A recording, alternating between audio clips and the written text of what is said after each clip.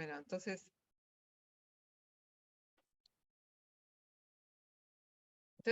ustedes vieron en la primera clase de este de tema cáncer, los conceptos generales de cáncer, este es el listado, digamos, de cuestiones específicas que se hablaron. Luego tuvieron una clase con Cecilia Mató de predisposición hereditaria al cáncer, que versaba más sobre mutaciones específicamente que dan una predisposición al cáncer y no que causan el cáncer directamente.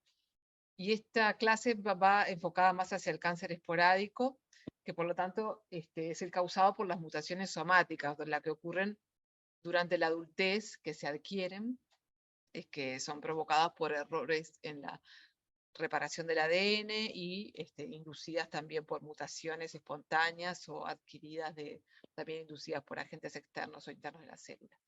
Y estas, entonces algunas son compartidas con las hereditarias, otras mayormente, la gran mayoría son diferentes a las que confieren predisposición hereditaria.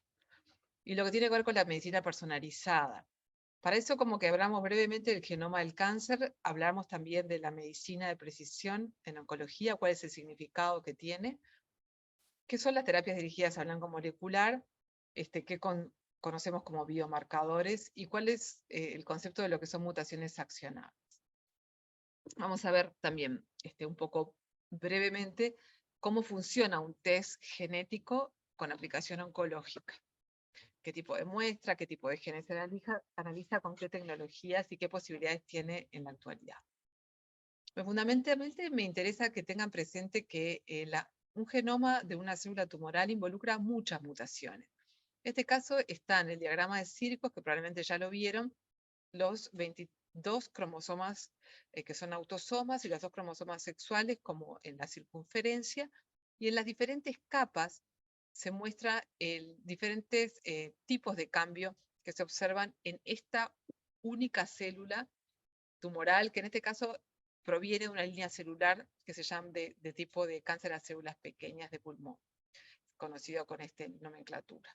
Fíjense que en este círculo se colocan en cada barrita las mutaciones puntuales, en estas rojas los rearreglos intracromosómicos, es decir, cambios dentro del propio, por ejemplo, cromosoma 3, indicado acá. En verde se indican los cambios que son intercromosómicos, por ejemplo, entre cromosoma 12 y cromosoma 12. Y aquí, en estas gráficas en azul, cambios en el número de copias. Es decir, que en una única célula de cáncer de pulmón, ustedes tienen un compendio de diversos tipos en diferente número de mutaciones. Las mutaciones que se encuentran en este tipo de tumores sólidos son aproximadamente 100. Esos son cambios, el significado que puedan tener, si contribuyen o no al cáncer, eso es otra cosa, pero son cambios en referencia a un genoma normal. Solo algunos de ellos, de este tipo de cambios mutacionales, realmente van a afectar a la célula promoviendo la transformación maligna. Y en general son 15 o 20, en inglés se les dice drivers y en español se les dice conductores. Es decir, son mutaciones conductoras de la neoplasia. Las otras mutaciones que vemos en las células tumorales, diferentes a las células normales, las denominamos pasajeras, es decir, que ellas directamente no tienen un efecto sobre la transformación maligna. Estas mutaciones que vemos en esta célula de cáncer de pulmón son exclusivas de este tipo de cáncer y de cáncer de pulmón. Bueno, algunas van a ser, pero la mayoría no. ¿Tienen utilidad clínica? Sí, algunas tienen. Cuando ustedes utilizan este recurso que se llama del Cancer Genome Census, ahora vamos a otro día porque lo tiene directamente, que es elaborado por el Instituto Sanger. Ustedes tienen aquí un compendio de todas las mutaciones que se conocen hoy por hoy en todos los tipos de tumores secuenciados. Aquí tienen el mismo diagrama de Circos, pero es una gran sumatoria, digamos, de todo lo que se conoce, ¿no? Justo tengo la barra acá, pero en el cromosoma 8 siempre se ve la amplificación del gen CMYC, que es un oncogen muy conocido, tengo tapado, en la parte del número de copias, que creo que es acá. Copy number, mutations. Aquí. Nosotros, para el genoma humano, ustedes ya lo habrán visto, igual es para los genomas de cáncer, tenemos como dos grandes recursos de donde se deposita y se organiza y se hace interrogable la información genómica. Uno es proporcionado por el C-Bioportal, que es de Estados Unidos, que es parte de la gran iniciativa que ya terminó, pero continúa con otras, que se llama de TCGA o de Cancer Genome Atlas, que arrancó en Estados Unidos hace hasta altura 12 años, y 13. Y después está el COSMIC, que se llama el Catalog of Somatic Mutations in Cancer, que lo maneja el Instituto Sanger, que son como las dos entidades de genómica del Nuevo y el Viejo Mundo, el Instituto de la Salud, Nacional de la Salud en Estados Unidos y el Instituto Sanger específicamente en secuenciación en Europa. Acá pueden ir ustedes, toda esta clase está llena de enlaces para que ustedes puedan ir y explorar estos diagramas eléctricos además son cliqueables, ustedes pueden ir y explorar entonces cada uno de estos recursos.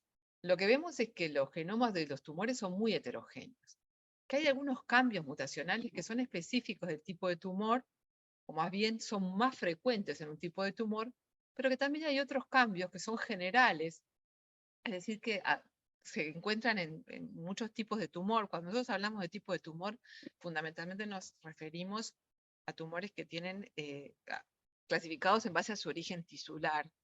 Si es un pulmón, si es mama, si es vejiga, si es, en fin, si es un sarcoma, también no solamente la ubicación en el tejido, sino en el tipo de tejido que está.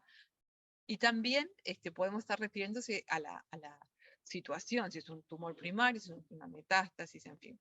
Es decir, que igual teniendo en consideración todas, digamos, las clasificaciones distintas en las que se organizan los tipos de tumor, hay cambios que son específicos del tipo, más comunes, y hay cambios que se encuentran en todos los tumores, aunque habitualmente se encuentran en diferente frecuencia según el tipo de tumor. Les decimos a los generales agnósticos.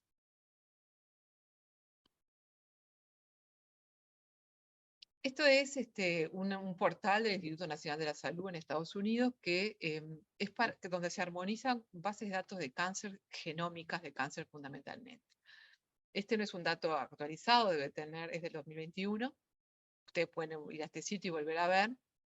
Pero hay una gran cantidad de proyectos que involucran sitios primarios y sitios, que decir, donde se originó el tumor, sitios de metástasis, muchos archivos, muchos genes estudiados, prácticamente todos los genes en realidad humanos estudiados, muchos casos y muchos tipos de mutaciones identificadas. Este número es más grande actualmente, pero ustedes pueden entonces ingresar aquí y entonces ver todas las estadísticas de todos los datos que hay y luego pueden ir y ver los datos directamente de la secuenciación, los transcriptomas, los metilomas, diferentes también arrays de número de copias, hay proteomas de muchos de estos tumores. El objetivo del Cancer Genome Atlas fue el de producir al menos 500 genomas, epigenomas, en fin, de 500 tumores. De cada tumor van a haber análisis ómicos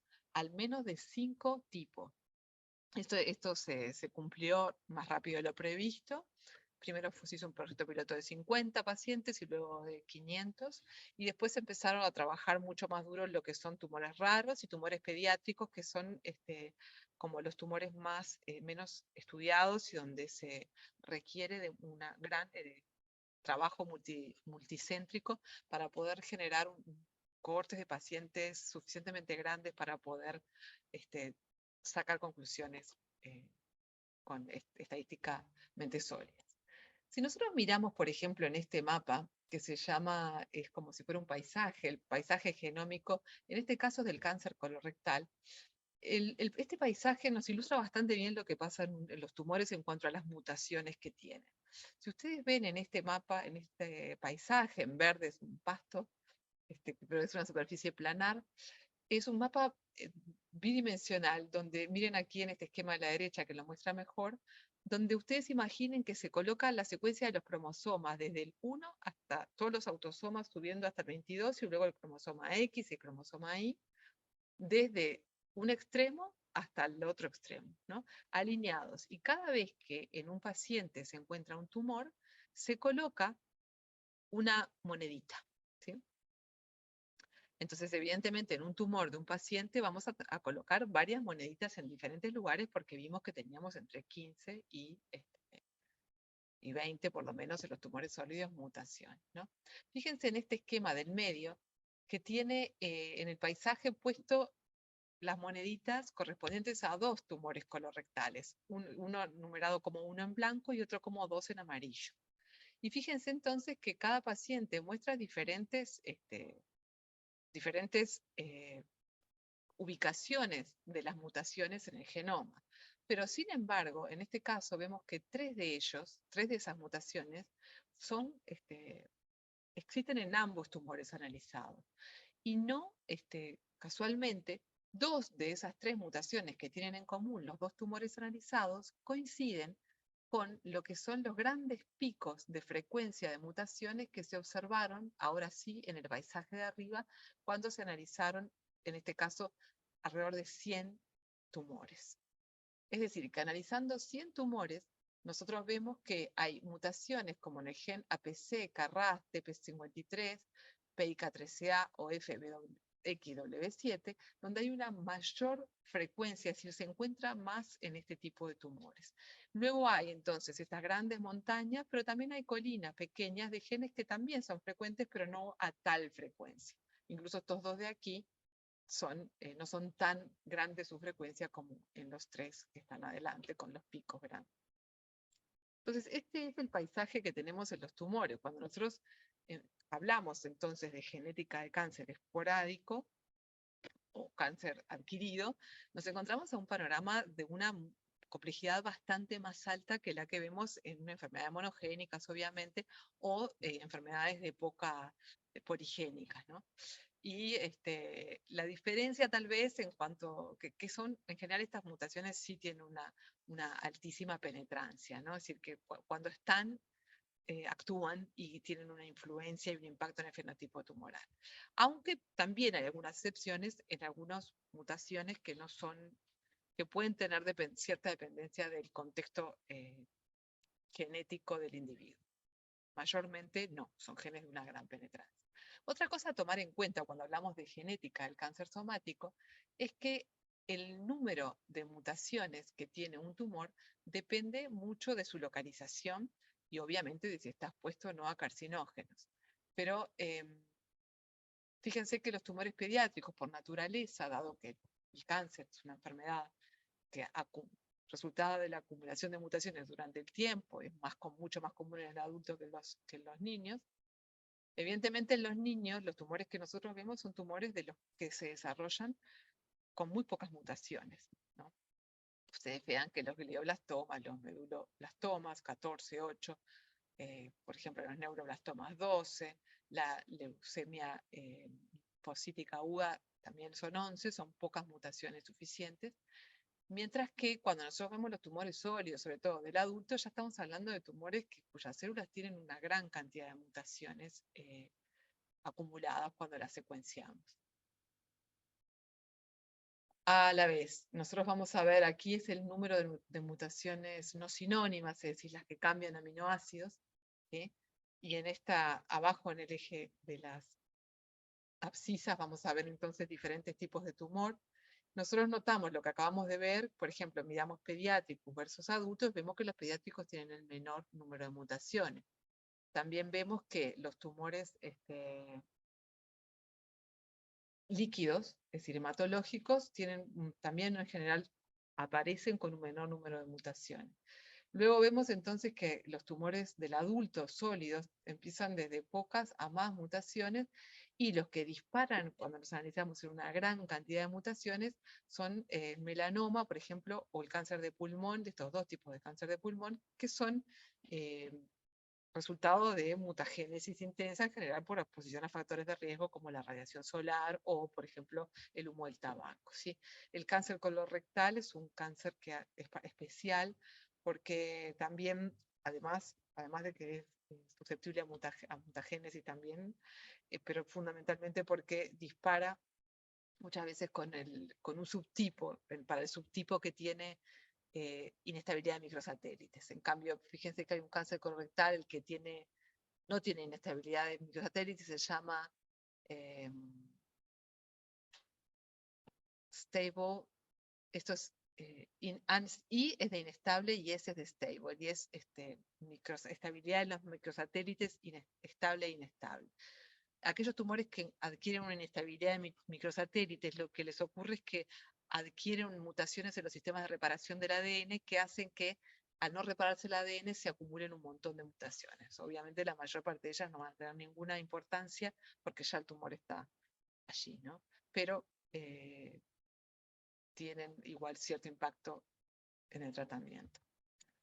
Además, la patogénesis, la mutagenicidad puede provenir también de patógenos, de agentes patógenos, enfermedades infecciosas. Otra fuente de variabilidad grande que hay en la genética del cáncer es el tipo de dónde es el cáncer que estamos viendo en un paciente. Es decir, el cáncer es una entidad biológica que por su naturaleza mutacional y la capacidad también de multiplicarse, de una gran capacidad proliferativa y de evasión de las presiones selectivas del entorno, va a tener entonces una capacidad de evolucionar muy rápida y por lo tanto en un paciente nosotros no vamos a encontrar un tumor, vamos a encontrar una variedad de tumores. De hecho, cuando nosotros miramos un tumor, como está aquí, normalmente los tumores sólidos, por ejemplo, tienen 4 clonas al menos. Una clona fundadora y clonas que difirieron evolutivamente, genéticamente, de modo que tenemos bastantes problemas, ¿no? Porque si tratamos de, digamos, de hacer terapia contra las células fundadoras, va a ser una cosa, las clonas van a compartir, digamos, las mutaciones de la célula fundadora, pero también van a adquirir nuevas según la clona que provengan. Y eso hace que a veces los tumores nos pase que no son, siempre haya resistencia, porque hay diversidad, heterogeneidad. Hacemos un tratamiento y alguna de las clonas igual resiste a ese tratamiento. Entonces, esta heterogeneidad que tiene ya la clona inicial es algo que siempre hay que tener en cuenta y que, bueno, cada vez con las técnicas de secuenciación podemos entenderla un poco mejor. O sea que dentro del tumor primario, del primero que aparece, tenemos heterogeneidad intratumoral. Después, en el mismo órgano, nosotros podemos tener, normalmente las metástasis pueden ocurrir en el mismo órgano y también la célula que hace metástasis normalmente provienen de clonas que no son las mismas. Incluso durante la metástasis pueden haber también adquirido mutaciones. Así que incluso en un mismo órgano, un tumor primario, sus metástasis pueden tener diferencias mutacionales genéticas. Luego esas metástasis van a evolucionar también a una heterogeneidad propia de la evolución local que generen también sus clonas. Y además de eso, que eso fue todo adentro de un paciente, tenemos que considerar que tenemos heterogeneidad interpaciente, ¿sí? Cada paciente puede tener, digamos, su propia historia mutacional, su propio tumor, aunque digamos, bueno, si es un tumor de hígado, bueno, sí, pero no es igual el de un paciente que el del otro, no, es prácticamente imposible que sea igual estadísticamente. Entonces, todo eso complejiza, pero también ofrece oportunidades terapéuticas en la medida que tengamos la posibilidad de detectar la heterogeneidad y a la vez de tener terapia específica para cada una de las variantes que tiene. ¿Qué tipo de mutaciones tenemos? Bueno, en un tumor, como vimos, tenemos de todo, ¿no? La mayor parte de las mutaciones en general igual son single base substitutions, o sea, cambios de una única base. Pero también tenemos inserciones y deleciones, amplificaciones, deleciones y translocaciones, ¿verdad? Y eso puede variar, digamos, también según el tipo de cáncer, pero más o menos la proporción se mantiene. En medulloblastoma, que vieron que es un cáncer más también frecuente en los niños, hay translocaciones, hay grandes translocaciones, digamos, que son fuertes conductoras de la malignidad, y ustedes ya seguramente lo hayan visto, pero sobre todo comunes en las malignidades líquidas o hematológicas. La mayor parte de las translocaciones, sin embargo, son más pasajeras que conductoras. Las conductoras son las que vemos más bien en la parte hematológica. Otra cosa interesante que tiene que ver con el diseño de los análisis genéticos para las enfermedades oncológicas es que hay como dos perfiles completamente distintos mutacionales. Uno es cómo se mutan aquellos genes que se conocen como genes supresores de tumor, ¿no? Ustedes en la clase previa, no en la anterior, vieron que tenemos oncogenes y genes supresores de tumor. Los oncogenes son aquellos que promueven activamente proteínas que contribuyen a que la célula adquiera características malignas, y los genes supresores de tumor son genes que normalmente en la célula están siempre actuando en contra, digamos, de la progresión tumoral.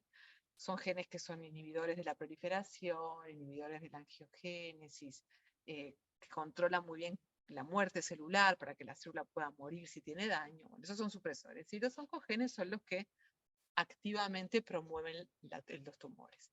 Aquí tenemos entonces genes que son oncogenes. Y fíjense que tanto estos dos genes que estamos viendo acá tienen, cuando uno analiza las mutaciones en muchos pacientes, el patrón de mutación tiene generalmente lo que se llaman hotspots mutacionales o puntos calientes, donde las mutaciones se acumulan en residuos específicos aminoácidos, en nucleótidos que van a corresponder a aminoácidos específicos. Miren aquí, claramente la mayor parte de los pacientes tienen esta mutación, y bueno, luego algunas otras, pero no están dispersas a lo largo del gen, son en hotspot. Este caso es brutal, IDH1, muestra claramente que prácticamente todas las mutaciones son en el mismo sitio, ¿tá?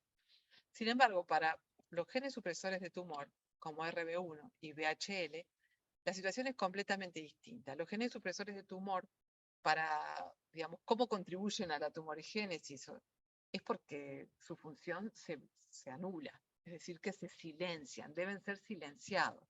La proteína retinoblastoma, que es la que determina el inicio de la duplicación celular, por ejemplo, es uno de los blancos típicos de acción mutagénica, mutacional. Hay que romper, a ella hay que eliminarla porque queremos que la célula prolifere sin control. Y ella es la torre de control del ciclo celular. Entonces, esas mutaciones pueden ocurrir en cualquier lado. En cualquier lado que uno coloque una inserción, una lesión que corre el marco de lectura, un codon stop, en fin, destruye la proteína. La proteína no va a poder ser traducida. De modo que las mutaciones en genes tipo supresor de tumor ocurren todo a lo largo. Cuando uno los mira en muchos pacientes, se encuentra que pueden estar en muchos lugares. Para el VHL es algo similar, ¿tá? Entonces, también cuando los diseños de test para mutaciones en genes que producen cáncer en los tumores sólidos van a tener un diseño de hotspot, van a poder, por ejemplo, si uno quiere saber si el paciente tiene IDH1, consecuenciar la región hotspot principal, ya está. Un pequeño fragmento de ADN que se secuencie, se amplifique, se secuencie, está bien. Pero sin embargo, para los oncogenes, para los genes supresores de tumor, como los que vieron la clase anterior, que son los causantes del cáncer hereditario, hay que secuenciar todo el gen porque la mutación puede estar en cualquier lugar del gen. Interrúmpame si tienen alguna duda. Hoy por hoy, a través de los proyectos Genoma de Cáncer, tenemos aproximadamente 750 genes de los 20.000 que tenemos en el genoma, con bastante evidencia de que pueden ser genes conductores de cáncer.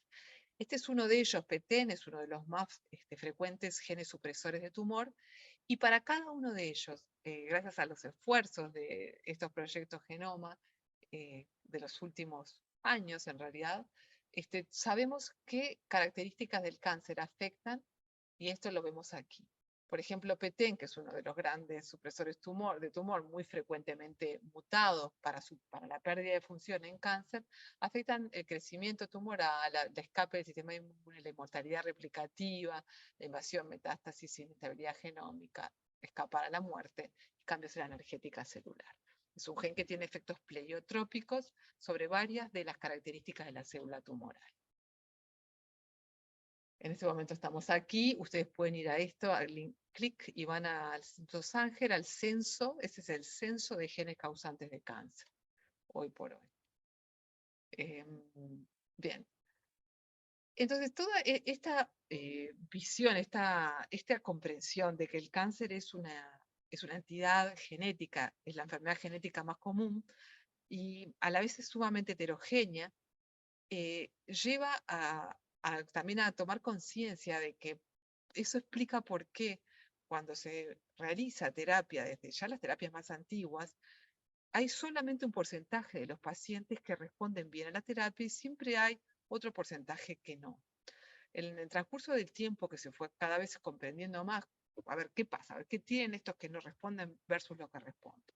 Entonces, los estudios de biología celular y molecular, que después fueron continuados con estudios de genómica, empiezan a identificar que, bueno, la diferencia de las respuestas tienen que ver con que este grupo expresaba un biomarcador tal y este otro grupo no, y entonces eso hacía que en realidad estos tumores fueran entidades bastante distintas desde el punto de vista celular y molecular, y eso les explicaba la diferencia en el tratamiento. Entonces se fueron incorporando esos biomarcadores, que no son solo biomarcadores, son moléculas que además de servir para marcar quién es susceptible o no a una terapia, en realidad están muchas veces en la base de la razón por la cual son los pacientes susceptibles o no a la terapia. Es decir, son proteínas cuya función tiene que ver con el mecanismo de acción del fármaco que estamos usando. Entonces empiezan entonces a introducir en la práctica clínica el analizar la expresión de biomarcadores en el paciente previo a la indicación de la terapia en general, obviamente la terapia química o biológica, ¿no? Entonces, una vez que los pacientes no van a tener una indicación eh, de terapia quimio o biológica, si no tienen, también hormonal, si no tienen los test de estos biomarcadores. Entonces esto empieza a hacerse primero con grandes grupos de biomarcadores, con 1, 2, 3, y después ahora estamos pasando a la etapa en que se empiezan a mirar, digamos que el genoma, ¿no?, completo. No es que esté incorporado en Uruguay, pero sí se va a incorporar paulatinamente y en otras partes se hace cada vez con más intensidad este estudio. Al nosotros poder identificar entonces cómo es un tumor diferente del otro y empezar a diseñar estrategias de tratamiento que son específicas para esa entidad tumoral de ese paciente, que ustedes ya vieron que puede ser una cosa al principio de la enfermedad y otra cosa diferente cuando la enfermedad está evolucionada, ya en una fase de secundarismo, metástasis, nosotros estamos hablando de lo que conocemos como medicina de precisión hoy por hoy. La medicina de precisión permite seleccionar tratamientos específicos de acuerdo a las alteraciones genómicas de la enfermedad del paciente. Esto se llamó en algún momento medicina personalizada al inicio y después se eliminó ese término porque los médicos, con toda razón, dijeron que la medicina siempre fue personalizada porque siempre los tratamientos igual se modifican de acuerdo a la situación, toda la situación del paciente, que difícilmente hay un único tratamiento, en general se ajustan, pero entonces se transformó a decir, bueno, esto no es una medicina personalizada, es una medicina de precisión, es saber precisamente qué es lo que tiene esta persona para poder tratarlo. En el tratamiento no preciso, digamos, estábamos un poco históricamente en el pasado, teníamos un tratamiento tradicional para todos los pacientes, que eran en realidad, hoy sabemos que cada uno tiene un tumor diferente, representaban los colores distintos, y se le daba una única terapia, y algunos iban a beneficiar, mientras que otros no, y a otros incluso les podíamos hacer peor.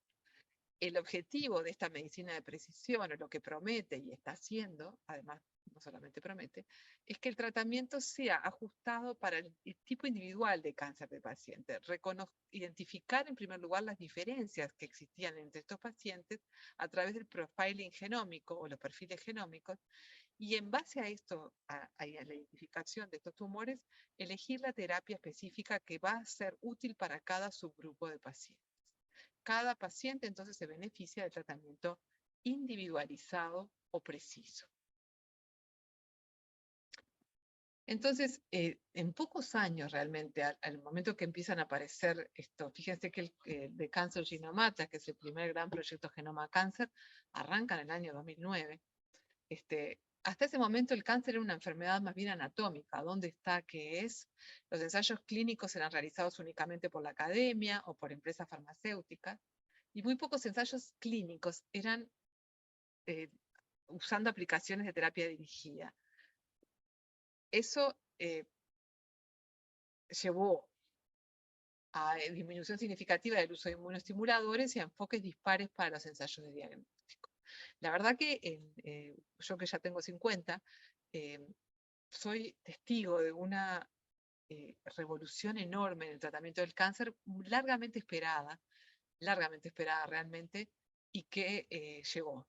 Y llegó basada justamente en la biología molecular, celular y la genómica, para tener un panorama muy diferente. Esto es para el 2021, pero aplica para el 2023. El cáncer se entiende ahora así como una enfermedad genómica. Los ensayos clínicos que se realizan actualmente son colaborativos entre muchas instituciones. El ADN pasó a ser una parte fundamental de la mayor parte de los ensayos clínicos. Queremos saber el perfil mutacional de los pacientes. Tenemos disponibles más de 600 terapias en desarrollo, miles de ensayos clínicos en curso, y también, bueno, más recientemente incluso, hubo una rápida adopción de inmunoterapias que antes fue muy difícil realmente de aplicar, y ahora son el boom en la terapia del cáncer. Y también conlleva todo esto a la aparición de una gran cantidad de ensayos de diagnósticos genómicos integrales, una enorme competencia del mercado de las grandes empresas por estos ensayos también, aparte de los fármacos. Si bien los pilares del tratamiento del cáncer son la cirugía, que sigue siendo, la radioterapia, que sigue siendo, la quimioterapia citotóxica, que es directamente matar a células proliferativas, estos son terapias que no son de medicina de precisión. La terapia dirigida a blancos moleculares y la inmunoterapia han cobrado recientemente una fuerza enorme. Y si ustedes se fijan en la evolución de la terapia farmacológica, específicamente aquí, estas últimas tres pilares, vamos a ver que en el transcurso de las décadas lo que más aparece son las terapias dirigidas a blanco molecular, es decir, que son terapias que se basan en la presencia de un cambio mutacional específico en el tumor, y las inmunoterapias, que son tipos de terapia también dirigida a blanco. Aquí tenemos entonces la aparición de los citostáticos, y aquí tenemos la aparición también de quimioterapia tradicional. Miren el tiempo que llevó a incorporarla, y aquí el catálogo enorme, mucho más grande que esto, que aparece en esta última etapa de fármacos diferentes para hacer entonces terapia dirigida e inmunoterapia. Si ustedes quieren ver una vista general de cuáles son las terapias dirigidas actualmente, pueden usar el sitio. Este es un muy lindo lugar de información general, que tiene también información más específica para personal de la salud. Se llama My Cancer Genome, pero también tienen otros sitios aquí, que es cancer.gov del Reino Unido, My Cancer Genome también, de aquí. Y tienen un poco cómo se clasifican las diferentes terapias dirigidas que tenemos aquí, y por qué en esta clase hablamos de terapia dirigida. Porque las terapias dirigidas justamente se basan en mutaciones, en cambios en el ADN, y por tanto cambios en las proteínas que se están produciendo en las células tumorales, y que son las responsables de la malignidad, del comportamiento anómalo de estas células, ¿no? Entonces, nosotros tenemos básicamente dos grandes grupos de terapias dirigidas, que se llaman terapias de anticuerpos monoclonales y terapias de pequeñas moléculas. En general, las terapias de anticuerpos monoclonales se dirigen a proteínas, son anticuerpos que reconocen proteínas específicas que se encuentran en la superficie celular, por ejemplo, receptores transmembrana o factores de crecimiento transcelular. Y estos, en general, estos anticuerpos, al unirse y reconocer, estos se dan en general en vía intravenosa, reconocen entonces a esos receptores en las membranas de las células tumorales, y van a provocar diferentes efectos. Pueden convocar al sistema inmune para la destrucción de las células, pueden a la vez bloquear la señal mitogénica que esos receptores están estimulando. También pueden ser conjugados a radioisótopos o a toxinas para llevar de alguna manera una terapia adicional a pues, vehiculizar, digamos, a la célula estas otras terapias. Entonces lo que hacen es vehiculizarlas para llevar agentes citotóxicos. Pero la verdad es que la mayor parte de los anticuerpos monoclonales se utilizan sin conjugados y lo que hacen es hacer que el propio organismo ataque a la célula tumoral por el reconocimiento de la fracción constante del anticuerpo y que a la vez la célula quede bloqueada en esa vía mitogénica. Luego disponemos también en las terapias dirigidas a blanco molecular de pequeñas moléculas. Estas son moléculas de síntesis química, que muchas son inspiradas en la naturaleza, originalmente son las que se usaban antiguamente, pero que estas están sumamente diseñadas y refaccionadas para ser ahora específicas de las proteínas que nosotros queremos, digamos, inhibir. Y pueden penetrar la membrana celular, interaccionar con blancos, que lo más interesante es que estén adentro de la célula. Y son diseñadas entonces para interferir mayormente con actividad enzimática de las proteínas blancas. Y en general, sobre todo, la mayor parte son de quinasas, que son grandes reguladores, digamos, de la célula, ¿no? Esos son los conceptos de los tipos de terapia, ¿no?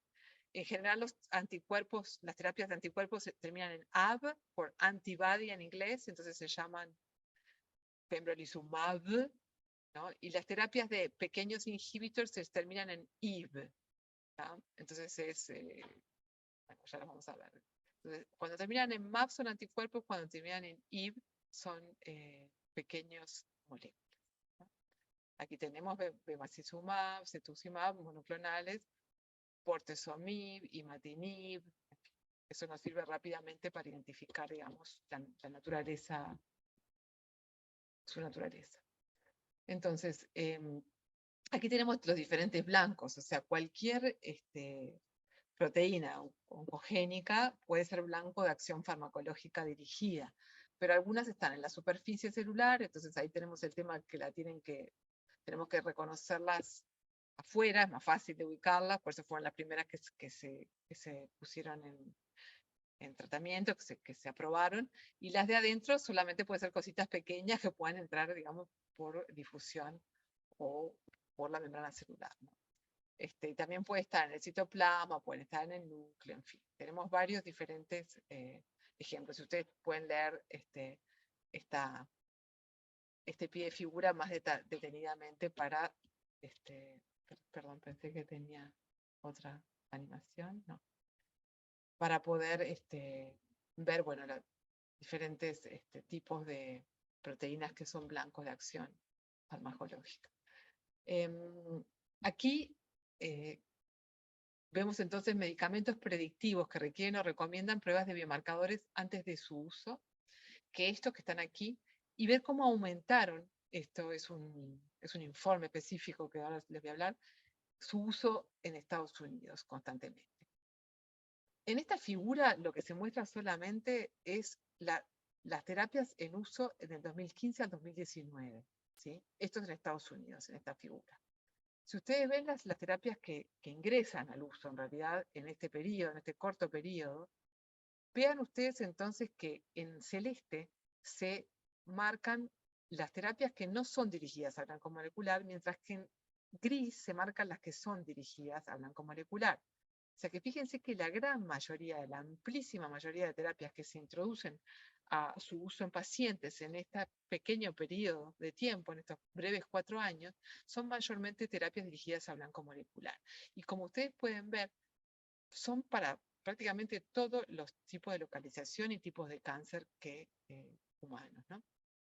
Entonces, realmente había una explosión de la terapia, basada justamente en el conocimiento de las proteínas que están alteradas, es decir, de las mutaciones. Nadie analiza hoy por hoy, prácticamente no se analizan las proteínas alteradas en un tumor, sino que se analizan los genes, porque es mucho más fácil y más barato hacer los análisis a nivel de secuencia de ADN que hacer el análisis a nivel de proteínas. Es por eso que han conquistado, digamos, el mercado este tipo de las aproximaciones de la genómica más que las de la proteómica y otras. La cantidad de ensayos clínicos que se incorporan, la cantidad de ensayos clínicos, además de toda la incorporación de nuevos fármacos, la verdad que los ensayos clínicos, como es lógico también, que incorporan análisis farmacogenómicos para estratificar a los pacientes según la respuesta predictiva, la seguridad o la dosificación, se han duplicado más aún desde el año 2010 y representan el 42% de los ensayos oncológicos en 2019. De nuevo, el hecho de que haya habido todas estas drogas significa que ha habido la misma cantidad enorme de ensayos clínicos para estas drogas. Por lo tanto, vamos a ver que también a nivel de los ensayos clínicos se ve un aumento grande de los ensayos que requieren de analizar previamente, se llaman PGX, aquí lo marcan como Patient Pre-Selection Stratification Trials, que quiere decir que para el paciente ingresar al trial tiene que tener o no su tumor ciertas mutaciones, ¿no? Entonces se vuelve mayormente los ensayos, incluso cuando no son ensayos de medicina específicamente para diseño de blancos moleculares de diseño, de terapia dirigida, incluso para otras terapias también se empieza a hacer, se empieza a ser necesario el poner, el hacer una estratificación del paciente, del tumor del paciente en base a los biomarcadores que tienen su base mutacional. Esta es una empresa, es una institución en realidad, que hace evaluaciones constantes, reportes constantes en medicina sobre la incorporación de fármacos, pero también sobre la incorporación de diferentes tipos de aproximaciones terapéuticas en Estados Unidos. Y bueno, tiene reportes muy interesantes también en la parte oncológica y en la parte ómica.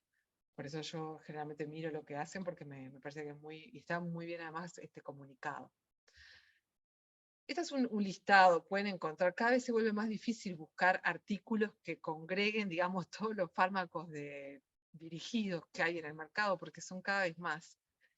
Pero bueno, esta es una revisión del 2010 y en realidad los voy a dirigir a sitios de los organismos internacionales que regulan esto, porque es casi, como les digo, imposible congregarlo en una revisión. Ahora las revisiones van dirigidas a tipos de cáncer porque es enorme la cantidad de oportunidades terapéuticas que se han desarrollado recientemente. Pero los dos organismos reguladores fundamentales de los fármacos son en Estados Unidos la FDA, Food and Drug Administration, y en Europa la European Medicinal Agency. Generalmente FDA aprueba más rápido y después aprueba la europea. Y fíjense que tenemos un montón acá de lista de medicamentos, algunos terminados en IV y otros terminados en AB. Aquí. Para muchos diferentes tipos de cáncer, aquí tenemos entonces los biomarcadores, que quiere decir que es la molécula que la proteína que uno tiene que tener ese tumor para poder, digamos, utilizarse esa terapia, para que la terapia sea exitosa, y cómo se analizan estas mutaciones. Fíjense que en este caso, ALK es una translocación, y por lo tanto el método mejor para hacerlo es FISH o inmunohistoquímica. Este es un receptor en el cáncer de próstata, receptor de andrógenos, por ejemplo, y el biomarcador es la expresión del receptor de andrógeno, que en general está aumentada y que se visualiza por inmunistoquímica, pero ahora se visualiza mucho también por genómica, tanto por ADN-seq o RNA-seq. Y después tenemos, por ejemplo, bueno, ustedes van a ir viendo como dependiendo, digamos, de cuál es el biomarcador, si esto es una mutación puntual, entonces se hace secuenciación, es lo más rápido, a veces PCR es suficiente incluso. En fin, tenemos diferentes métodos de detección del cambio mutacional que van a depender del tipo de mutación que sea la que se ve con más frecuencia. Mutaciones puntuales van a ser siempre analizadas por secuenciación de ADN, mientras que alteraciones, aberraciones cromosómicas más grandes o translocaciones y demás en general requieren FISH o una secuenciación específica para ver grandes arreglos. ¿Sí? Eso para ver una mutación. Ahora, el problema es cuando nosotros queremos ver más mutaciones, porque queremos saber todo a veces para todo lo que tiene ese tumor, para tener la oportunidad de atacarlo con diferentes terapias. Entonces ahí cada vez se vuelve más importante la secuenciación masiva de muchos genes en simultáneo, que es lo que se está estableciendo hoy por hoy en el mercado y lo que sin duda va a ser al momento que ustedes tengan que hacer las prácticas, su práctica médica, ir a los grandes paneles de genes o exomas o genomas directamente. Este es un sitio que les recomiendo para ver las terapias actualizadas, los tipos de terapia que hay hoy por hoy, es cancer.gov, aprobadas y están, como les digo, clasificadas en todos los tipos de tumor. Los, puede ser también, tienen también identificado el tipo de test biomarcador. Bueno, aquí tienen la quimioterapia, la hormonoterapia, la hipertermia, que también se usa, la inmunoterapia, fotodinámicoterapia, todos los tipos de terapia, hasta que llegan a la terapia dirigida, y ahí se despliega una enorme cantidad de opciones, y aquí tienen los tipos de, digamos, las que están aprobadas por tipo de cáncer. Entonces, comprendiendo, digamos, a la medicina de precisión, comprendemos entonces que identificar las mutaciones de un tumor nos permite seleccionar un tratamiento que es específico para el tumor del paciente.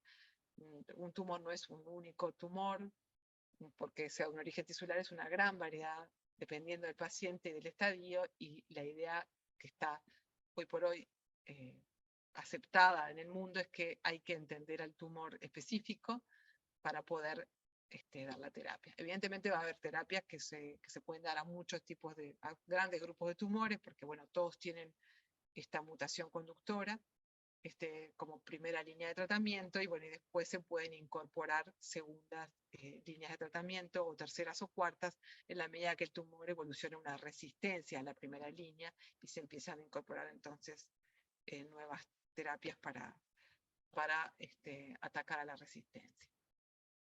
Estas son definiciones. La medicina de precisión es el uso del cambio genético de un tumor para terminar el tratamiento. Decimos que una mutación es accionable cuando esa mutación determina la susceptibilidad a un tratamiento dirigido a blanco molecular específico. A nosotros nos importa mucho y ha habido un enorme desarrollo bioinformático y también de análisis de estudios de cohortes enormes interinstitucionales para lograr identificar qué mutación, digamos, cuál es el efecto real que tiene tal mutación en el tratamiento, cómo le va a los pacientes de acuerdo a su make-up o su maquillaje genómico, o más bien al maquillaje genómico de su mutación. Entonces, la identificación de cuáles mutaciones son accionables es lo más importante hoy por hoy en la que es la genómica del cáncer. Son mutaciones que tienen valor predictivo, es decir, que permiten predecir la respuesta al tratamiento para fármacos específicos.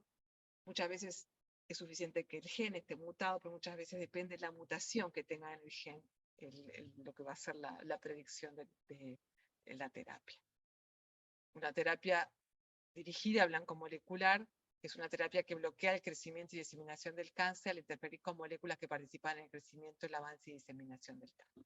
Entonces, muchas de las mutaciones accionables, o sea, todas las terapias dirigidas a blanco molecular son dirigidas digo, a mutaciones accionables, porque el fundamento es una mutación accionable. Sin embargo, tal vez existan algunas mutaciones accionables que no son conductoras del cáncer en sí misma, pero que pueden ser utilizadas para un tratamiento, para llevar un tratamiento. Son las menos, pero hay. Ok. Los desafíos entonces actuales que tenemos es cómo hacer estos nuevos tratamientos, cómo hacer disponibles los fármacos. Entonces, es muy importante como la equidad, eso es el gran desafío que tenemos. Ha habido una gran inequidad en el acceso a todos estos tratamientos, pero no solo en el mundo nuestro, más pobre, sino en el primer mundo también. Entonces, el gran desafío es identificar las poblaciones desatendidas y hacer que democratizar estos tratamientos, también hacer la producción de genéricos, sigue flexibilizando para que las empresas farmacéuticas permitan hacer fármacos biosimilares para bajar los costos también de la producción y permitir a otras empresas que entren en el mercado. En fin, También esto genera muchos problemas en el sistema de salud, porque quién hace los estudios, cuántos salen, ¿no? Y, y quiénes quieren afuera.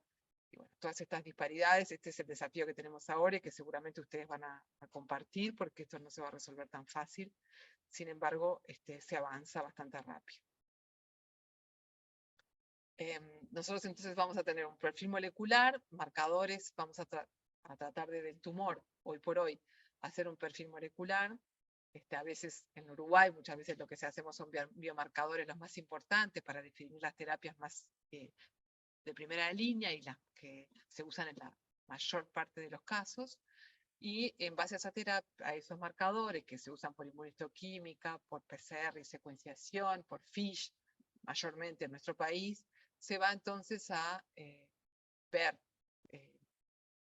qué tratamiento usar y se van entonces a usar esos tratamientos como específicos, ¿sí?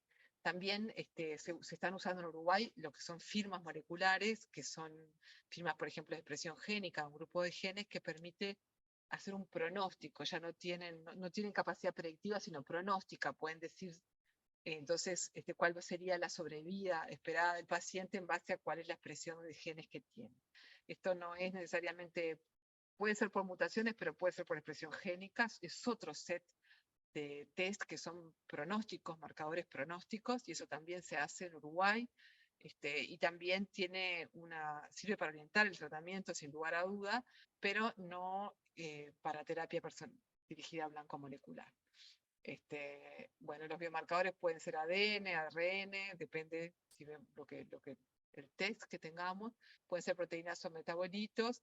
Hoy por hoy el desarrollo va hacia lo multigénico, hacia los perfiles mutacionales o perfiles de expresión génica, pero lo que más se practica actualmente en nuestro país es lo monogénico, ¿sí? Lo que es cambios, esas alteraciones muy frecuentes en genes, sobre todo en oncogenes o genes conductores de tumor. Pero todo va a ir hacia la secuenciación del ADN tumoral en su totalidad. Bueno, estas son las diferencias de personalizado, específico, dirigido, precisión, que a lo largo de las diapositivas se va a ir como discutiendo. Esto es uno de los grandes hospitales del mundo famosos en cáncer, donde son líderes en el establecimiento de guías, que es el MD Anderson. Hoy por hoy tenemos de todas las características que tiene un tumor, que ustedes la van a ver aquí en inglés, como evadir la respuesta inmune, la destrucción, perdón, la inhibición del crecimiento, la respuesta inmune, la inmortalidad, en fin. Vamos a tener fármacos de terapia dirigida a blanco molecular para atacar a cada una de estas características tumorales, ¿no? Basados en la inhibición de las proteínas que median cada uno de estos procesos, ¿no? Ustedes habrán visto alteraciones como estos particularmente BRCA-ABL. Aquí tenemos la translocación de la leucemia mieloide crónica, la sobreexpresión o amplificación del HER2, en este caso HER2, que es un receptor tirosinquinasa, típico del cáncer de mama, pero también de otros cánceres, que también se puede ver por inmunistoquímica. Mutaciones en el receptor del factor de crecimiento epitelial, en tumores sólidos, que se usa mucho sobre todo en cáncer de pulmón, que se ven por secuenciación actualmente. También tenemos mutaciones en BRAF, por ejemplo, que se ve por secuenciación, esta es la más común, y es muy común en melanoma, pero también en muchos otros tumores. ALK, en general, es una translocación que se ve entre el 5% de los tumores de pulmón y otros tumores, las células pequeñas, pero que es requete importante porque tiene una terapia dirigida a blanco molecular muy efectiva. Entonces tenemos de todo en cáncer, como vimos, ¿no? Mutaciones de diversos tipos en diversos genes y terapias para cada uno de ellos. Pero en estos casos que son muy famosos, porque ¿no? Hay otros que son muy importantes y famosos, pero específicamente para cada uno de ellos se les muestra cómo la incorporación de terapia dirigida a blanco molecular, en este caso una molécula pequeña, un inhibidor de molécula pequeña, el imatinib, cómo baja, claramente aumenta, en este caso, la sobrevida de los pacientes libres de progresión de la enfermedad. Estos son el tiempo en meses desde el inicio de la terapia, y aquí tienen el porcentaje de sobrevida. Ven que el imatinib mantiene la sobrevida mucho más que que la terapia combinada previa, ¿no? La existente. Aquí tenemos lo mismo para un inhibidor de HER2, que es el trastuzumab, y ven el gran cambio entonces en la sobrevida de los pacientes cuando se incorpora esta terapia.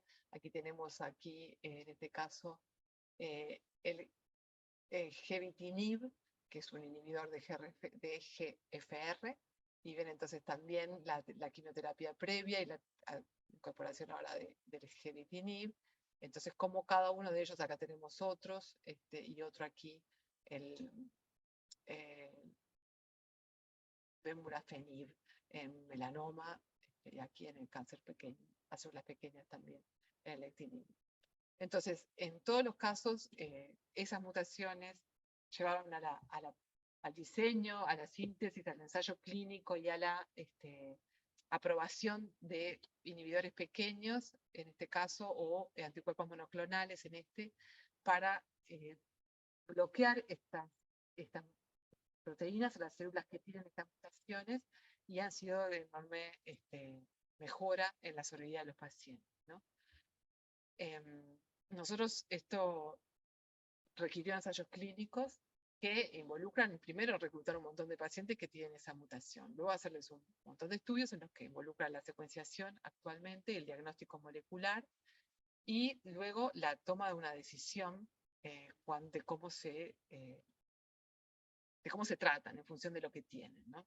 Para eso lo que se incorpora y en los institutos más importantes, en los hospitales más importantes, y en Uruguay también cada vez se está empezando a implementar, es lo que se llama el comité de tumores, es decir, los hospitales empiezan a funcionar con grupos interdisciplinarios para tratar los tumores, en los que se involucran, por ejemplo, a bioinformáticos y a biólogos, para poder entender la parte genómica y también la terapia dirigida que se pueden utilizar en base a la interpretación de los perfiles moleculares de los tumores, ¿no? Entonces, esto es algo que ya está incorporado en todos los hospitales grandes, famosos en cáncer hace muchos años, unos cuantos años, pero en Uruguay se está empezando a hacer en forma estable, en forma esporádica, dependiendo del caso, ¿no? Y incorporar la secuenciación de próxima generación también. Muchas veces lo que está pasando actualmente, que a veces existen fármacos que o todavía no están aprobados o están aprobados para otros tumores, pero se están empezando los ensayos clínicos están mostrando que son útiles en un tipo de tumor que hasta ahora no había sido utilizado, y que a veces no están tampoco disponibles en el país. Lo que se ha hecho y se está haciendo cada vez más es tratar de integrar a los pacientes en los ensayos clínicos. Y los ensayos clínicos, que son, ofrecen los tratamientos con estos fármacos como parte del ensayo, es decir, sin costo para el paciente ni para la institución que lo atiende. Entonces hay como una enorme movida de tratar de buscar el matching, trial matching, entre el paciente y el lugar donde se está realizando el estudio, y si ese paciente tiene las características, satisface los requerimientos del ensayo, puede ser reclutado y empezar el tratamiento en el marco del ensayo. Entonces, es una forma de acelerar el conocimiento a la vez que se puede atender y ofrecer una nueva oportunidad terapéutica a pacientes que ya no la tienen. Bueno, todos estos estudios genéticos que se hacen en cáncer, que son tan complejos por toda esta heterogeneidad mutacional, de diferentes tipos de mutaciones y muchas mutaciones en un mismo tumor, y varias de ellas con posibilidad de accionabilidad, bueno, ¿qué analizamos, no? ¿Qué parte del genoma analizamos? Analizamos uno de las proteínas, ¿no? Habiendo varias posibles en un tipo de tumor hacer blancos terapéuticos, analizamos todo, analizamos la mitad. Bueno, obviamente analizar poco es más fácil, es más barato, se puede hacer en el lugar, no hay que tener una gran tecnología ni una gran expertise del personal, pero obviamente muchas de las muestras van a ser inadecuadas de los tejidos tumorales, para varios tipos de test, porque cada uno va a tener diferentes requerimientos de la muestra. Y el analizar una vez un test por vez requiere múltiples biopsias o el tránsito de las muestras a diferentes laboratorios de diagnóstico. En cambio, el ensayo comprensivo que realiza en simultáneo, digamos, el análisis genético de muchos cambios, minimiza el uso de tejido tumoral y por lo tanto el número de biopsias que el paciente se le tienen que hacer, que pueden llegar a ser muy dolorosas en muchos casos y muy poco representativas también. Facilita también el testado de muchos biomarcadores, incluidos marcadores emergentes, que por ahí el paciente en este momento que se lo identifica en este cambio, no se sabe si va a servir o no, pero en 3 meses sale el resultado del trial, del ensayo clínico, y entonces se sabe que puede servir, el paciente puede incorporarse y puede hacer uso de ese tratamiento. Son más costo efectivos que el sequential, que el testeo secuenciarlo en un laboratorio, después en otro, llevar la muestra o sacar otro, es carísimo. Mientras que estos tests, que a veces que son multigen, es un poco caro que es, mira, sale $1.000, $2.000, $5.000, sí, bueno, pero sumar todo lo que salió a haberle hecho a los pacientes, 4 o 5 tests en diferentes laboratorios. Y es más, en general, eso lo sé porque trabajo un poco en el tema, y es más caro y además es más complicado y lleva mucho más tiempo porque cada laboratorio va a hacerlo a su tiempo, en fin. Entonces, el tema costo-beneficio, varios estudios ya prueban que los test comprensivos son más económicos que los test de único biomarcado. Bueno, y hay muchas plataformas. El problema siempre acá, la limitación es que haya posibilidad de hacerlo técnicamente y personal adecuado también para interpretar. Y lo otro, que muchas veces lo que nos encontramos son con reportes recontra complejos de biomarcadores y decimos, bueno, ¿y ahora qué hacemos? Este tumor tiene muchos cambios. ¿Cuál priorizamos? ¿Cuál es el más barato? ¿Cuál es el que tiene menos problemas? ¿Cuál va a ser? Bueno, en fin. Todo eso es muy difícil y por eso se requieren estos comités de tumores cada vez más, porque la información es compleja. Hacemos paneles de genes para analizar, hacemos exomas, hacemos genomas, bueno, eso es otro mundo. Evidentemente todo va a terminar siendo genoma, porque en la medida que se abaraten los costos, no tiene, también es lo mismo que lo secuencial. ¿Para qué hacer un pequeño panel, después un panel más grande, después al final un exoma? Subamos los costos y termina siendo igual carísimo. También a veces el saber más en el momento nos puede complicar porque nos da una gran cantidad de información que a veces no sabemos cómo usarla o jerarquizarla, pero lo bueno que tiene es que nos puede permitir el descubrimiento, porque eso es lo que está pasando en el mundo, que los grandes centros del mundo se están asociando para juntar la información de los genomas de todos sus pacientes y además la información clínica, y eso es lo que está permitiendo tener un número, cohortes de un tamaño que permita superar la heterogeneidad tumoral que existe entre los pacientes para lograr tener grupos de tumores que, a pesar de su poca frecuencia, puedan igual marcar tendencias claras en cuanto a sus respuestas a los tratamientos. Entonces, no sabemos qué pasa con esto, pero dentro de 5 o 10 años lo vamos a saber, y es importante generar, digamos, la materia prima informacional para poder justamente llegar a esas conclusiones, ¿no? Bueno, y hay cosas que también con estas informaciones van a depender lo que queramos hacer. Si queremos definir qué es lo que se puede aplicar ya, entonces podemos hacer menos genes, analizar menos mutaciones, bueno, y qué es lo que podría ser utilizado, ¿no? A veces cuando los pacientes ya son refractarios a muchos tratamientos, es importante a veces asumir riesgos y probar cosas basadas en hipótesis. Mira, tiene esta mutación, tiene este cambio, bueno, no está probado todavía para este tumor, pero sin embargo está probado en otros tumores, entonces se podría usar. Y eso se hace y da resultados buenos. Bueno, esto ya de los exomas, genomas, seguro que ya lo vieron. Las ventajas y desventajas que tiene hacer secuenciar mucho y secuenciar poco se aplican aquí también. Este es uno de los estudios más de punta, se llama Foundation One, lo hizo Roche y ve una gran cantidad de genes, no sé si son 600 mutados hoy por hoy en tumores, y fíjense que por la secuenciación, este estudio permite en este momento ver el doble de mutaciones de las que ven los paneles de tumores de otros comerciales que son de hotspot mutacional. Esto es una propaganda para ellos, pero la verdad que es uno de los test mejores que hay en el mercado hoy por hoy. Además recuerden que tienen que ver estos test muchos tipos de mutaciones, o sea que la secuenciación es ideal para eso. También tenemos que ver qué muestra selección se secuencia, y bueno, ahí tenemos también la posibilidad de secuenciar de todo, exosomas, ADN tumoral circulante y el tumor mismo.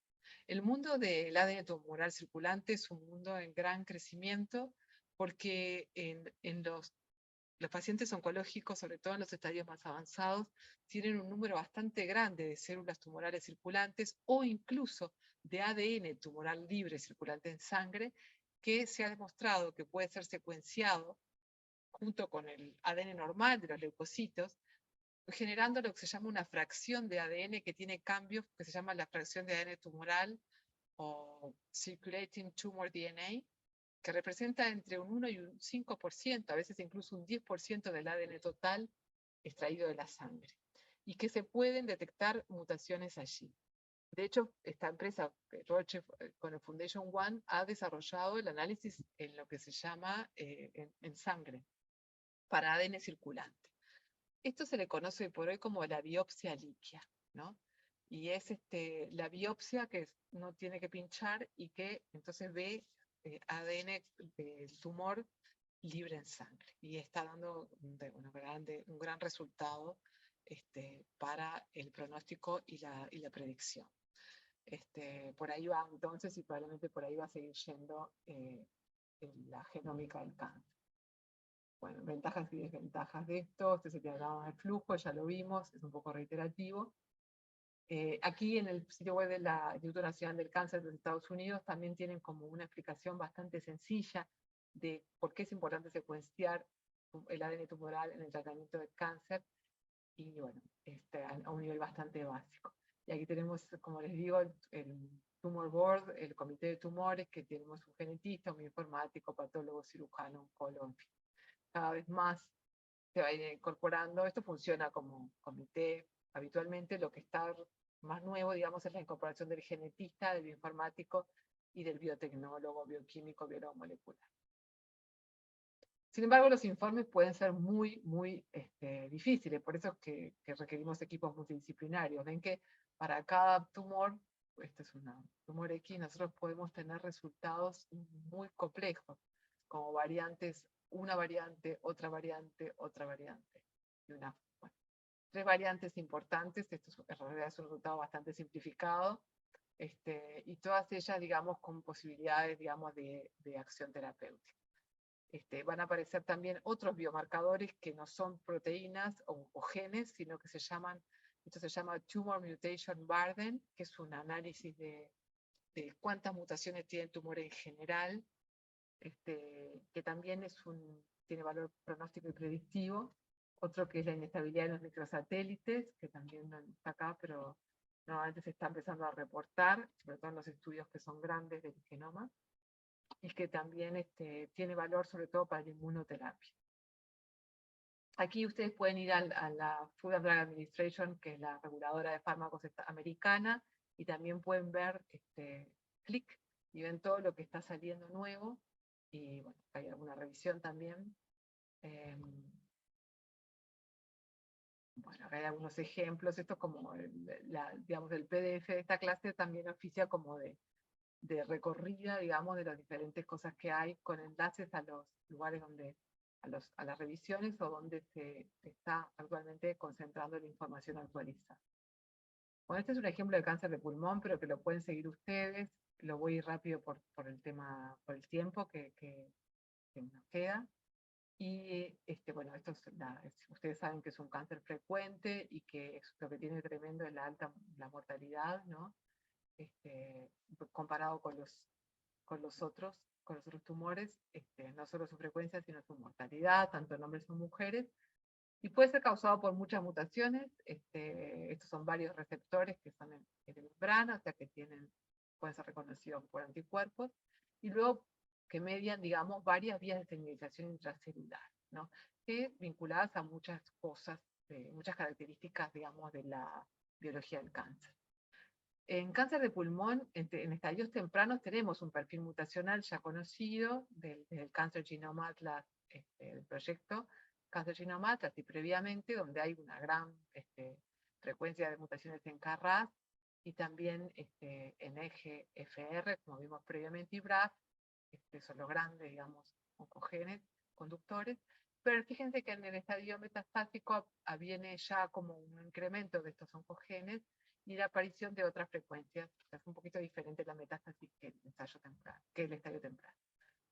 Dentro de un oncogen como EGFR, nosotros tenemos también diversas mutaciones conocidas, aunque se concentran en el dominio tirosinquinasa, varias mutaciones distintas, o sea que hay varios hotspots mutacionales, no es un gen superior del tumor, está por todos lados, en estas regiones hay, pero ven que son varias regiones que pueden tener adquisiciones funcionales de este receptor. Para para atacar, digamos, bloquear este receptor se diseñaron muchos inhibidores tirosinquinasa de tipo pequeñas moléculas, inhibidoras pequeñas, ¿no? De primera, segunda y tercera generación, vemos aquí, y aquí tenemos varias moléculas, ¿ven? Varios fármacos que fueron diseñados contra él, aprobados por el FDA, esto ya está aprobado también. Y siguen, hay muchos más ahora. Y estos son específicos para el tratamiento de este particular tipo de cáncer de pulmón. Muy buena respuesta, muy contentos, pero siempre resistentes. Esto es lo que estamos como haciendo, es tratar de tratar estos pacientes, probablemente se van a seguir tratando como en forma crónica, ir cambiando el tratamiento y ajustándolo a la resistencia que aparezca. Eso probablemente es el futuro del cáncer que ya está diseminado, el cáncer primario y el cáncer que aún no diseminó. Tiene opciones terapéuticas más fáciles porque es la cirugía con alguna adyuvancia, pero en general se resuelven así. El cáncer que ya está más avanzado, lo que está pasando es que se está empezando a transformar en una enfermedad crónica. Los pacientes no mueren de cáncer, pero hay que tratarlos todo el tiempo. ¿Mutaciones en otros genes pueden afectar la respuesta de inhibidores? Sí. Nos damos cuenta que aunque usemos un inhibidor de EGFR, nos puede servir saber otras mutaciones que tiene el mismo tumor, porque de eso va a depender también la respuesta al tratamiento. Por eso les digo que cada vez más, esta es otra razón por la cual conviene cada vez secuenciar más genes de un tumor, y no solamente un biomarcador que por ahí es el más frecuentemente mutado, porque incluso para un biomarcador más frecuentemente mutado, el estatus mutacional de otros genes en ese tumor puede determinar la elección de algún tipo específico de los inhibidores que hay disponibles o incluso de otro tipo de terapia, porque no valga la pena usarlos si además hay alguna otra mutación. Y aquí tenemos ejemplos de TP53 dependiendo de la mutación en el exón, cómo responden los pacientes al tratamiento anti-EGFR, ¿sí? Y ven que no es lo mismo tener mutado el exón 8 que tener mutado el exón 8 normal, perdón, lo que vamos a tener una sobrevida muy diferente. Por lo tanto, habría que ver si vale la pena, no vale la pena, de hecho, utilizar este tratamiento cuando tiene el paciente TP53 mutado en el exón 8. Entonces, esto es otro caso también, pero bueno, es como lo mismo, ¿no? Más información al final termina siendo útil. Y hay hoy por hoy una actualización constante de las guías de tratamiento oncológico por la aparición de nuevos fármacos dirigidos a blanco molecular. Eso entonces requiere realmente un esfuerzo muy grande y también bioinformático para tener como fácil, digamos, acceso de los médicos y a las diferentes opciones terapéuticas que son tan variadas y que aparecen, ¿no? Bueno, ha ido 2023, hay que estar todo el tiempo actualizándolas, y tenemos, fíjense, si tiene esto, denle esto, si tiene esto, en fin, y como muchos también secuencias, digamos, de recomendaciones de utilización de cada uno de ellos, esto solo para cáncer de pulmón. Así que los algoritmos, digamos, de decisión terapéutica en esta área son bastante complejos. Bueno, y también el análisis genómico no solo sirve para la primera indicación terapéutica, sino que sirve para las subsiguientes indicaciones terapéuticas en caso de que el tratamiento se vuelva inútil ya o se genere resistencia. Así que un poco la idea es que el paciente va a tener que seguir siendo analizado porque su tumor va cambiando y hay que ir atacando a la nueva entidad que aparece. Bueno, esto es un grupo de recomendaciones justo porque estábamos con el ejemplo del cáncer de pulmón, hechas en la reunión de ESMO para el cáncer muy metastásico, en este caso, un grupo específico de medicina de precisión. En este caso también es para otros tipos de cáncer, no solo para el de pulmón, sino para otros que están aquí y más. Y bueno, y entramos en un mundo que como que es la última parte de este mundo, que es lo que se llaman las terapias agnósticas al tipo de tumor. En la medida que se fueron secuenciando más y más y más tumores, se fue reconociendo de que si bien, de que muchas de las mutaciones de un tipo de tumor a otro, por ejemplo, un tumor de mama, o tumor de próstata, o incluso de pulmón, o incluso de cualquier otro tipo, pueden tener el mismo tipo de mutaciones. Si bien en algunos la frecuencia de esa mutación puede ser mayor que en otros, existen mutaciones que son agnósticas al tipo de tumor, origen tisular, tipo tisular o estadio. La mayor parte de estas que son agnósticas, aunque no todas, responden a las vías de señalización mitogénicas más importantes de la célula, también a las vías de muerte celular mayoritarias, y por otro lado, y más en el último tiempo, a lo que es la respuesta, la modulación por parte de la célula tumoral del sistema inmune, que eso engloba a todos los tipos de terapia dirigidas que se conocen como inmunoterapia, ¿verdad? Entonces, esas terapias tienen mayormente una aplicación pan-cáncer o trans-cáncer y se pueden usar para entonces muchos tipos de cáncer. Eso no quiere decir que hoy por hoy se usen para todo tipo de cáncer, pero es impresionante la velocidad a la que se van incorporando a.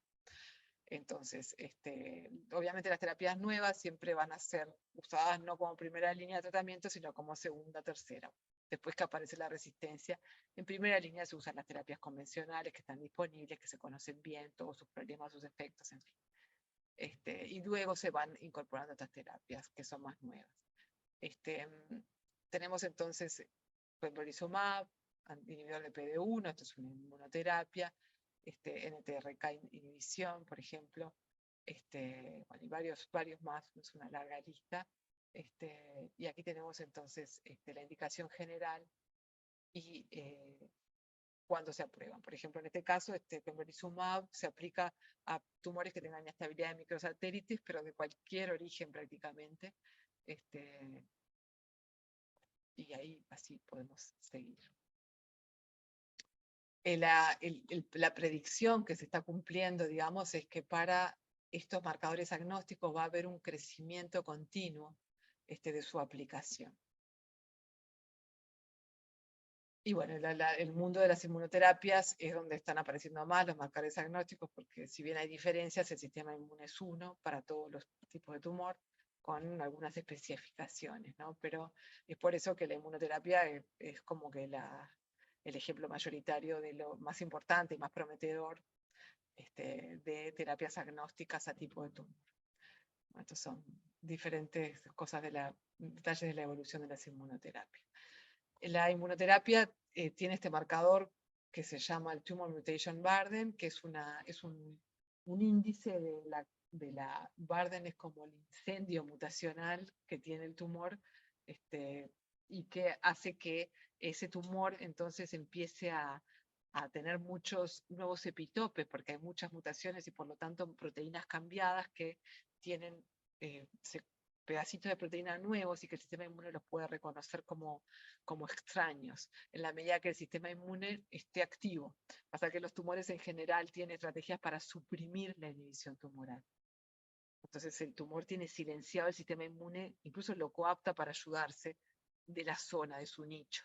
Entonces estas terapias, inmunoterapias, lo que hacen es bloquear esa inhibición para que aquellos tumores que por su naturaleza de muy mutacionales, digamos, con muchos cambios, van a ser fácilmente reconocidos por el sistema inmune como un organismo extraño, sean atacados, ¿no? Entonces, el determinar este tipo de índices, ya sea el Tumor Mutation Burden, como la inestabilidad de microsatélites, que es otro indicio, digamos, de un tumor que ha cambiado mucho en relación a la célula normal original, los hace inmediatos buenos candidatos para desinhibir al sistema inmune y hacer que el sistema inmune llegue a ellos y nuestro propio organismo destruya el tumor.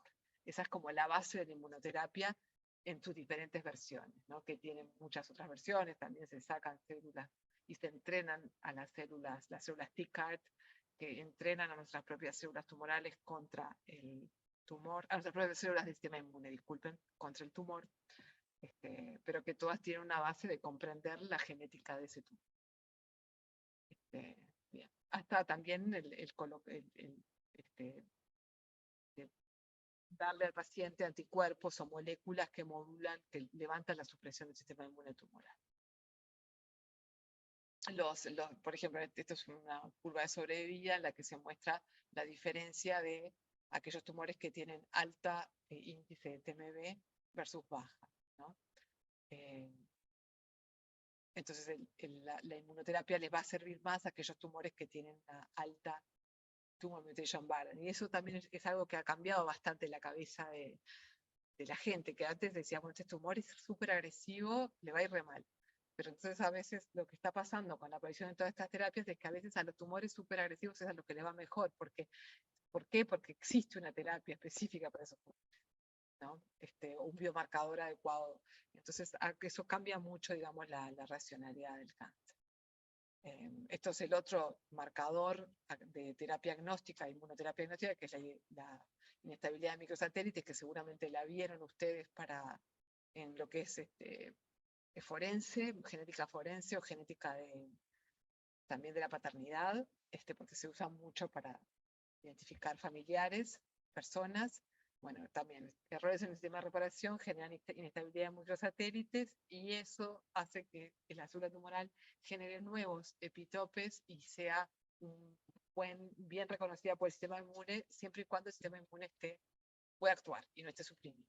Pero a esos tipos de tumores es conveniente, si expresan, si tienen esa inmunosupresión, bloquear la inmunosupresión porque el sistema inmune los va a reconocer muy bien.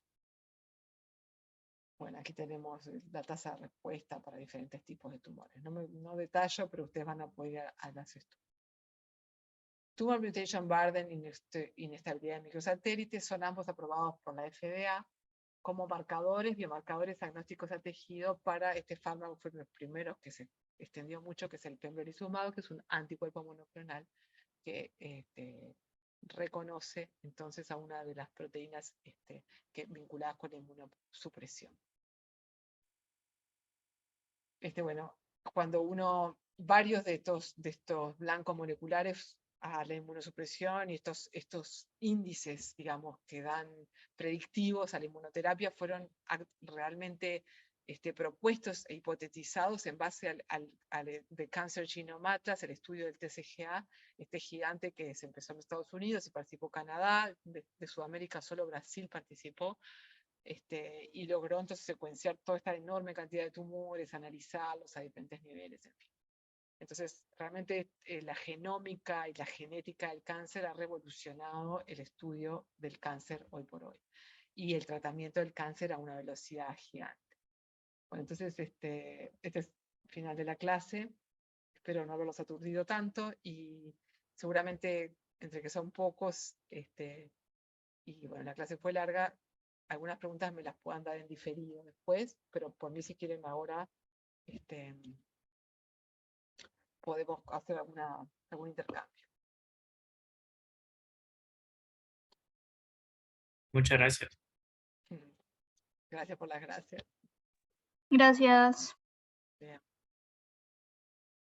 Les cuento, muchas gracias por la clase, gracias. Bueno, les cuento que en los enlaces que les vamos a habilitar una película para el fin de semana, que puede estar buena, es el descubrimiento del trastuzumab, que les pongo el link para que la vean, que se llama Living Proof. Es muy linda y realmente tiene mucho que ver con la realidad de cómo se descubrió. Es el primer anticuerpo monoclonal que se usó como terapia y es para terapia del cáncer de mama. Habla también de las disparidades en ese momento también, incluso al principio. Y bueno, eso les recomiendo ver. Está muy buena. Muchas gracias. Es una historia real.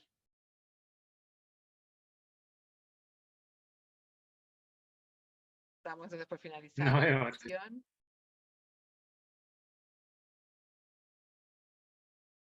Buenas noches.